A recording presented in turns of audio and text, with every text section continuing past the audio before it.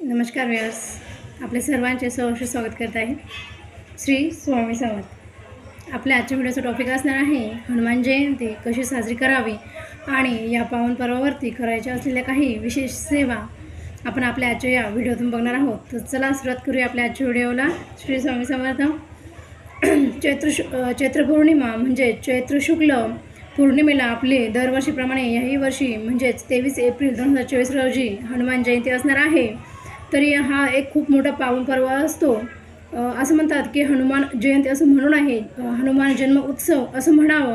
त्यामागील कारण असं आहे, असं म्हणतात की मृत्यू पावलेल्या माणसाचा जेव्हा जन्मदिवस येत असतो त्याला जयंती असं म्हणतात. पण हनुमंतराय हे अमर आहे, चिरंजीवी आहे आणि त्यांनी भगवान श्रीरामांना त्यांना आशीर्वाद दिला होता की कलियुगातही तुमचं अस्तित्व कायम असेल. हनुमंताने प्रभू श्रीरामांसोबत आपले अवतार कार्य हे संपवले नसल्या कारणाने ते आजही कलियुगामध्ये आपल्या सर्वांमध्ये वावरत आहे. म्हणून आपण हनुमान जयंती नव्हे तर हनुमान जन्म उत्सव साजरा करत असतो.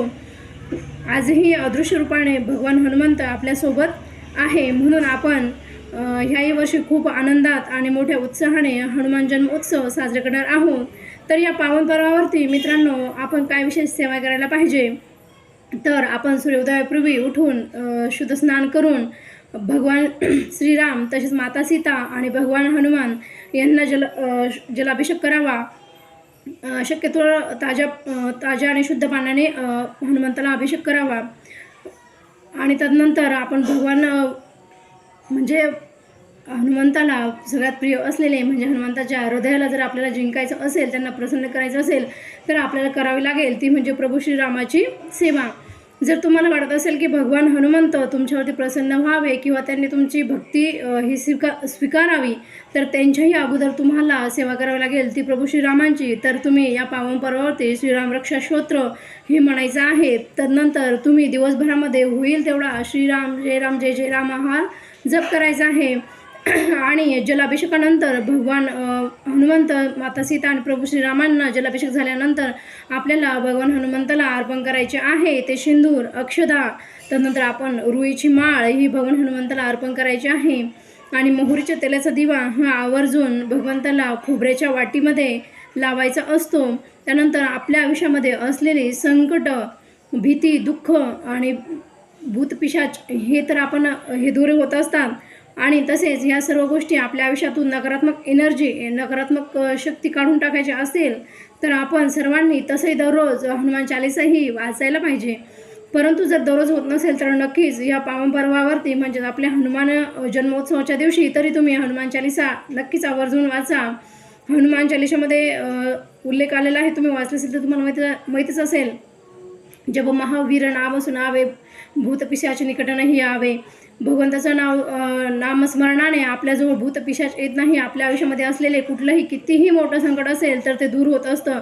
म्हणून आपण हनुमान चालीसाही वाचायची असते. तदनंतर त्याच दिवशी आपण सुंदरकांडचं पठण करायचं आहे. सुंदरकांड म्हणजेच संपूर्ण रामायण त्यामध्ये असतं. म्हणजे शॉर्टकटमध्ये सुंदरकांड म्हणजे संपूर्ण रामायण आहे ते आपल्या मुखातून त्याचं आपण वाचन करत असतो. म्हणून या पावन पर्वावरती नक्कीच सर्वांनी आवर्जून सुंदरकांडाचेही पाठन करावे.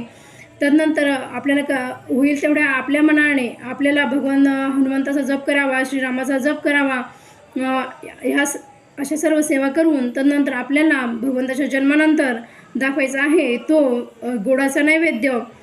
तुम्ही तुमच्या स्वइच्छेने किंवा आपल्या म्हणजे कम्फर्टेबल अनुसार आपण होईल तो नैवेद्य भगवंताला दाखवायचा आहे. शक्यतो मोतीचूरचे लड्डू भगवान हनुमंताला व्हायचे आहे, कारण की शेंद्री रंगाची कुठलीही वस्तू प्रभूला खूप प्रिय आहे. म्हणून होईल तर मोतीचूरचे लड्डू भगवान हनुमंताला जन्मोत्सवाच्या दिनी नक्कीच अर्पण करावे. तदनंतर नैवेद्य अर्पणानंतर आरती करावी. आणि अशा प्रकारे आपली हनुमान जयंती खूप उत्साहात मनोभावे साजरी करावी. आणि भगवंताच्या हृदयामध्ये स्थान आहे माता सीता आणि प्रभू श्रीरामचंद्रांचं.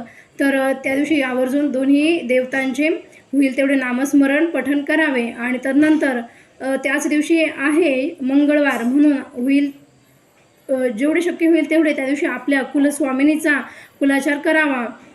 तुमच्या घरामध्ये नक्कीच कुलस्वामिनीचा कुलाचार केला जात असेल त्यामध्ये तुम्ही म्हणजे पहिले पिढी परंपराने जसे चालत आले असेल तेही करावे. तदनंतर त्यामध्ये नवीन असं आहे की तुम्हाला जर शक्य झालं तर दुर्गा सप्तशतीचा पाठ एक तरी पाठ नक्की ह्या दिवशी करावा. 13 अध्याय आहेत. 2 ते 2.5 तासामध्ये तुमचे हे वाचून होतील.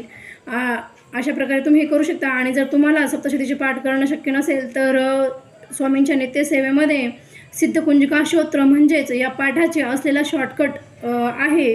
ते सिद्धकुंजिका स्तोत्र तुम्ही तुमच्या हिशोबाने 1 वेळा, 11 वेळा, 5 वेळा वाचू शकता. शक्यतोवर 11 वेळा वाचण्याचा प्रयत्न करा. अशा प्रकारे आपल्याला सर्वांना आनंदात आणि मोठ्या उत्साहाने साजरी करायची आहे ती म्हणजे आपली सर्वांचा हनुमान जन्म उत्सव. आपण सर्वांना हनुमान जन्मोत्सवाच्या खूप खूप शुभेच्छा. व्हिडिओ आवडला असेल तर चॅनलला नक्कीच लाईक आणि सबस्क्राईब करायला विसरू नका. श्री स्वामी समर्थ. जय राम श्रीराम. जय जय राम.